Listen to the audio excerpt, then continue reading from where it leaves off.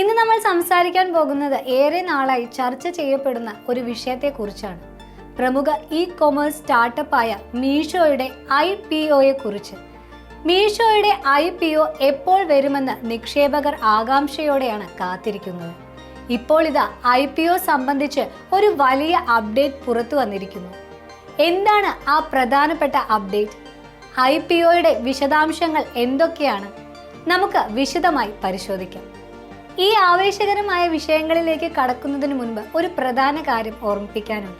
ഈ വീഡിയോയിൽ നമ്മൾ പങ്കുവെക്കുന്ന വിവരങ്ങൾ പൊതുവായ അറിവിനും പഠനത്തിനും വേണ്ടി മാത്രമുള്ളതാണ്. ഇതിനെ ഒരു സാമ്പത്തിക ഉപദേശമായി ദയവായി കണക്കാക്കരുത്. നിങ്ങൾക്കറിയാമല്ലോ, ഓഹരി വിപണിയിലെ നിക്ഷേപങ്ങൾ എപ്പോഴും നഷ്ടസാധ്യതകൾ നിറഞ്ഞതാണ്. അതുകൊണ്ട് ഏതൊരു നിക്ഷേപ തീരുമാനം എടുക്കുന്നതിനു മുൻപും നിങ്ങളൊരു അംഗീകൃത സാമ്പത്തിക ഉപദേഷ്ടാവിന്റെ സഹായം തേടേണ്ടത് വളരെ പ്രധാനമാണ്.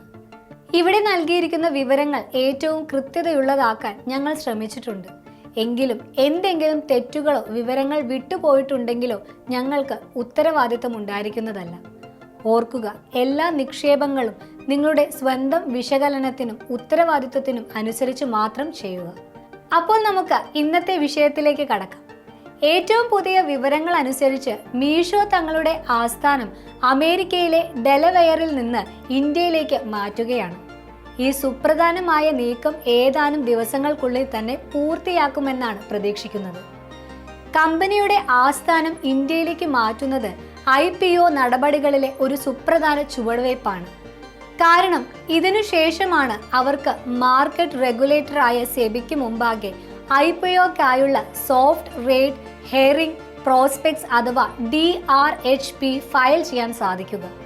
അതായത് ആസ്ഥാനം ഇന്ത്യയിലേക്ക് മാറ്റിക്കഴിഞ്ഞാൽ ഏതാനും ആഴ്ചകൾക്കുള്ളിൽ തന്നെ DRHP ഫയൽ ചെയ്യുമെന്നാണ് സൂചന. ചുരുക്കത്തിൽ IPOയ്ക്കുള്ള അവസാനഘട്ട ഒരുക്കത്തിലാണ് മീഷോ.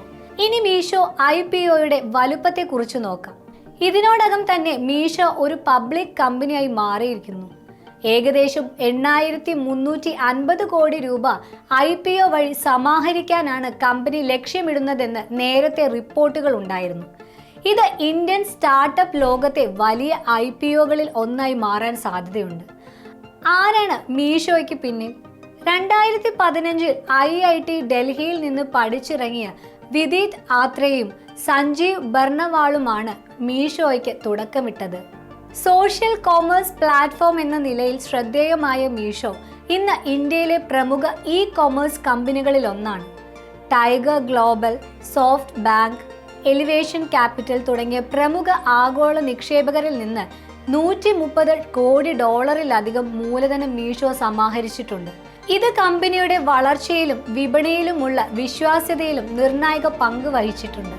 ഒരു രസകരമായ കാര്യം എന്തെന്നാൽ മീഷോ ഈ വർഷം തന്നെ ലിസ്റ്റ് ചെയ്യുകയാണെങ്കിൽ അത് അവരുടെ പ്രധാന എതിരാളിയും വാൾമാർട്ടിന്റെ ഉടമസ്ഥതയിലുള്ളതുമായ ഫ്ലിപ്കാർട്ടിനേക്കാൾ മുന്നിലെത്തും.